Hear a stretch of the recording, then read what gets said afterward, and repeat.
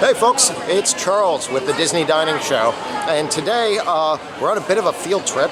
We're in Disneyland right now, taking care of some stuff, and so today's review is going to be of Cafe Orleans in New Orleans Square, which is like, exterior. New Orleans Square is beautiful, it's iconic, it's a wonderful part of the park, but as far as the dining's concerned, we're going to go and check and see how Cafe Orleans is currently. Now, some of us have been there before, some of us have not, so it's going to be a couple first-time experiences. You're going to get to see a few people who compare it to previous experiences, and we're going to just get in, really enjoy it, get as many dishes as possible, and try and give you as much up-to-date information so that when you are planning your vacation, you know whether you want to hit up Cafe Orleans. So, let's get to it. Okay, so we just got done with most of a round of appetizers because we're still waiting on a charcuterie board that they forgot about.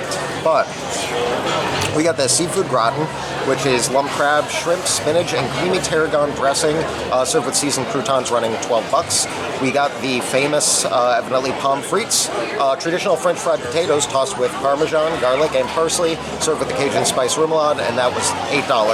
Charcuterie board we're waiting on is $18, assorted artisanal cheeses and charcuterie with honey, fruit, nuts, and crostini.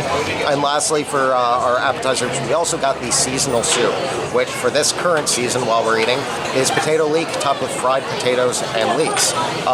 Came in at $7. It's probably going to be different when you come in here. But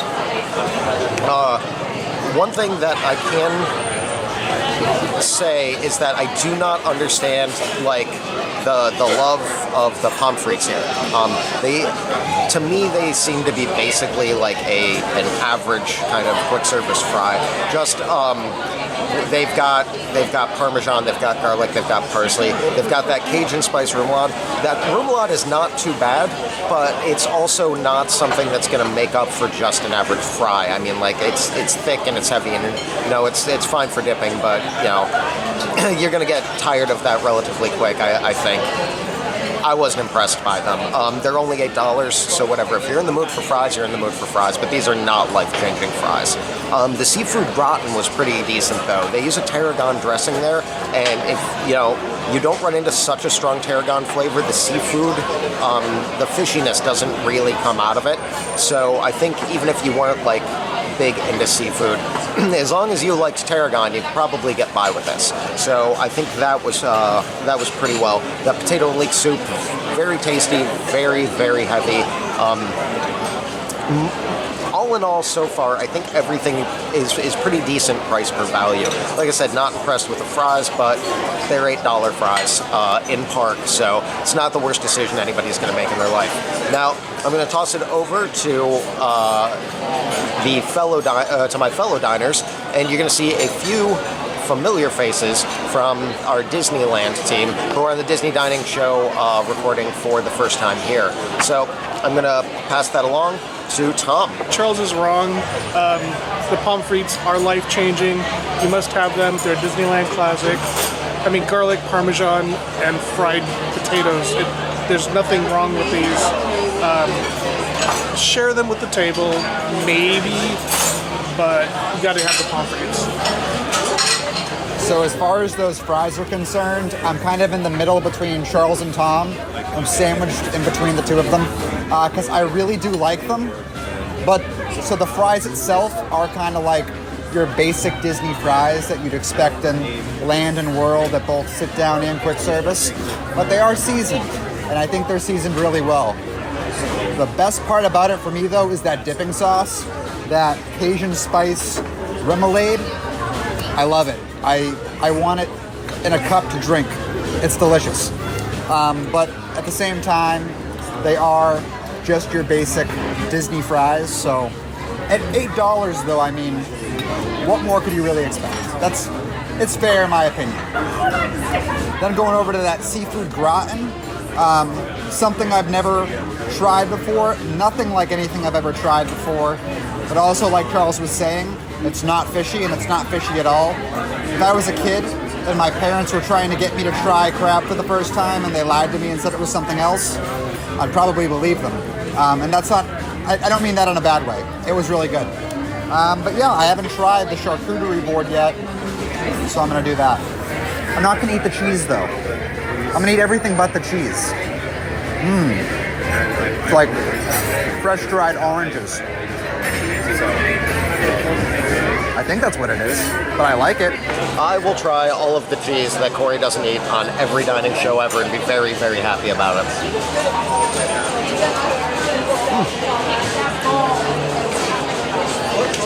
It's really creamy.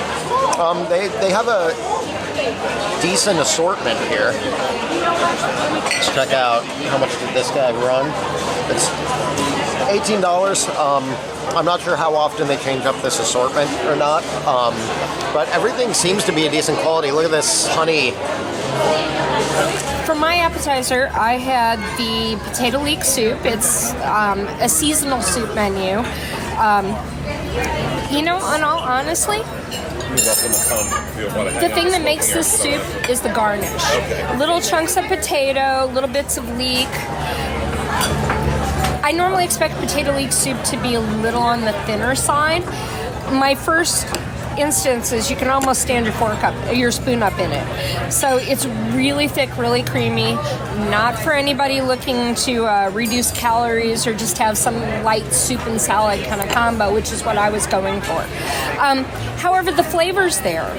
I don't get as much leek off of it, but it's definitely more potato. But like I said, the garnish really makes it. I mean, take a look at that garnish. Big chunks of potato. I'm assuming it's russet, but I'm not sure. It holds its shape really tight, so you get those nice little chunks in your mouth and gives you some texture. The leek is very fine, thin strips. It's already pre-sauteed. I don't get much leek in the soup itself, but other than that, it's not bad. I couldn't eat the whole bowl. Notice I've got a lot left, just because if I ate all this, I wouldn't have room for my salad. So, tasty, but I'd pass on it. I ordered the steak and potatoes, and that comes with a chef's choice steak. For me, this time it was a hanger steak, and I ordered it rare. I gotta say, unless it's a steakhouse or someplace that is known for their steaks, I usually don't eat steaks when I go out. I can make those at home. But I was curious. This ran $24. It's served with seasonal vegetables, which were like nice and seasoned, a little salty. So if you prefer milder stuff, the potatoes might be a little salty for you. But it also had a chimichurri sauce on top of the steak.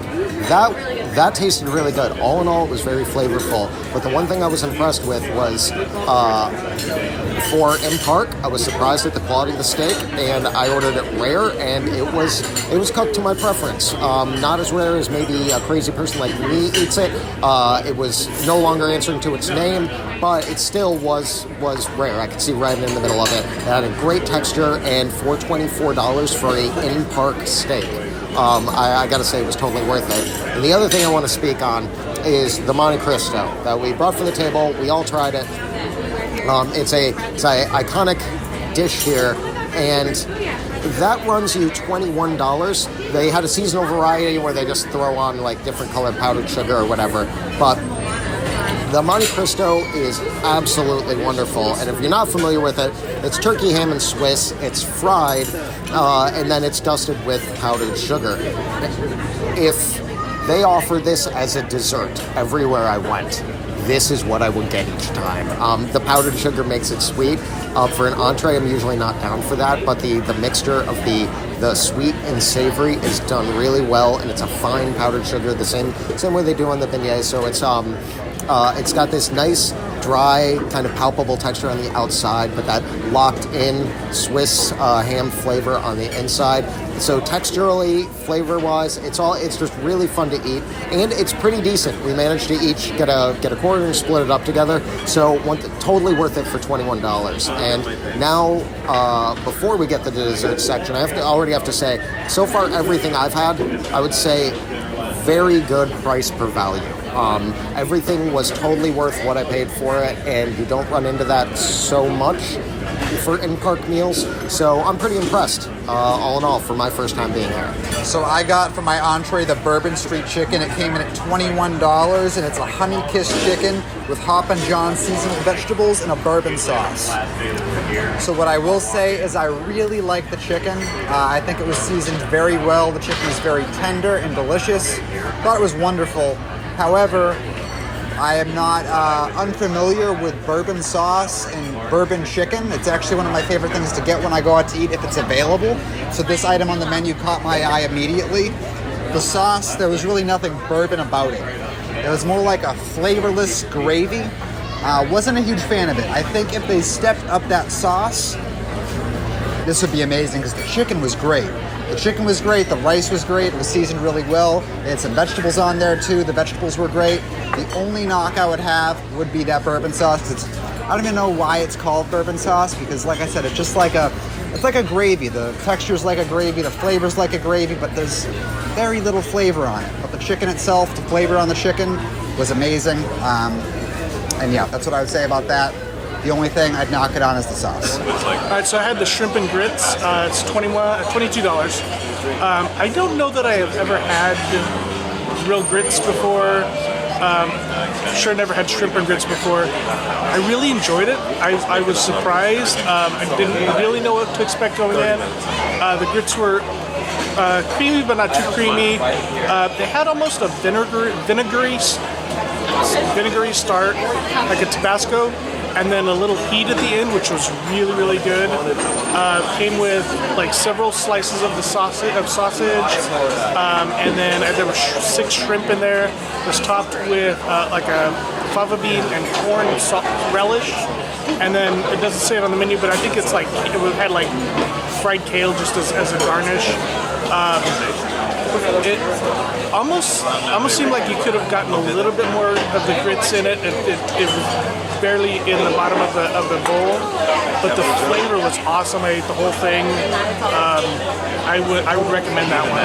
So for my entree, I had the Muffuletta chopped salad. It had all the things you'd find in a Muffuletta sandwich, which is the goal theoretically.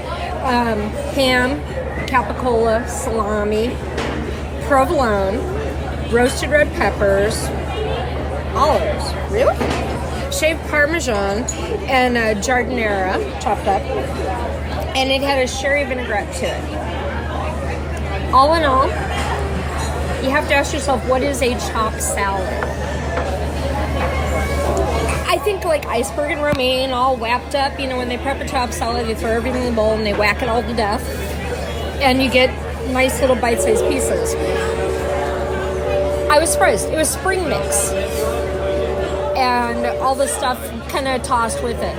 So, be prepared what you're expecting. It's not what you think of when you read chopped salad on the menu.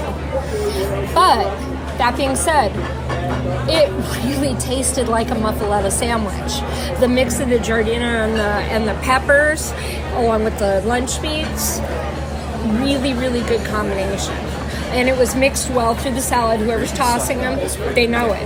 They know what they're doing. They know how to toss a salad. I can't toss a salad for the love of money. There we go. So I really liked it. Just be prepared and know that you're not getting a chopped salad. All right, so for dessert, we had 2 options, both of which we got, of course. The birthday beignets for $11, and the citrus royale for $10. Now, the beignets were great. There's a coffee cookie sugar one that I really liked. If you don't like coffee, you might not like it, but I'm a coffee fanatic. But it's kind of bitter. It's not like a sweet kind of candy coffee thing. It's very hard coffee. So I loved that, but all their beignets always come out absolutely great here. The citrus roll was a big surprise. It's very birthday cakey. It's, you know, like yellow cake with white frosting and purple and green and yellow decorations, New Orleans style. But it was super sweet, and it was kind of birthday cakey, but it also had this great cream cheese frosting. Everything blended together really well. The flavor wasn't just sugar like I expected. Like, it had malt multiple kind of different variations in sugar and the flavor and texture. So both of them were wonderful. And once again, I'm gonna say I think both of them were completely worth the amount of money we paid, $11 and $10. But I think the standout was probably the citrus roll. I really like these, and I am a donut girl, and it looks like I'm a donut girl. Yeah, I'm a big fan of pastries, and I'm also a big fan of anything that smells or tastes like coffee.